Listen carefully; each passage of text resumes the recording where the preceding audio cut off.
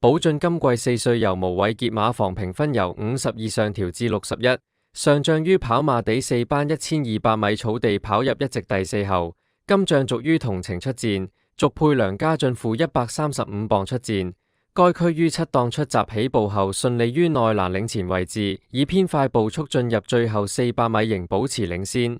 在最後200米一度力抗新力挑戰，最後在好地至快地時間1.09分25及末段23.21以第2名過終點。以全日各場賽事以正常至偏快步速下，該場能夠在快標準時間快8.5線完成，更比另一場3班1200米慢不足1線。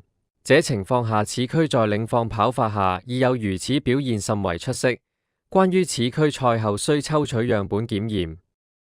根據上述情況，此匹4歲英國澳洲馬今季初見成熟，質素不俗之馬，相信升班還有上升空間。如果覺得以上資訊有幫助，請訂閱並推薦一下，多謝。大家叮當馬頭之下，新力響外邊呢就壓住咗入邊嘅寶駿啊！第3名應該係安都，第4名呢係喜勝進區啊！結果今場賽事咁啊，鄭俊偉馬房新力終點前咁啊，似乎都好有機會過到嗰隻寶駿嘅。第3名安都，第4名喜勝進區。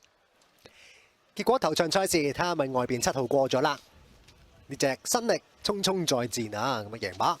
寶駿翻嚟跑過第2，安都全程走住個靚位第3、4位翻嚟跑第3，喜勝進區全程走住個3碟都跑第4。哦，恭喜晒啦，上達標啦！鄭俊偉馬房臨尾就佢係回飛啊，回到4.6㗎。哇！但係原來嗰隻喜勝進區啲飛落得好勁喎。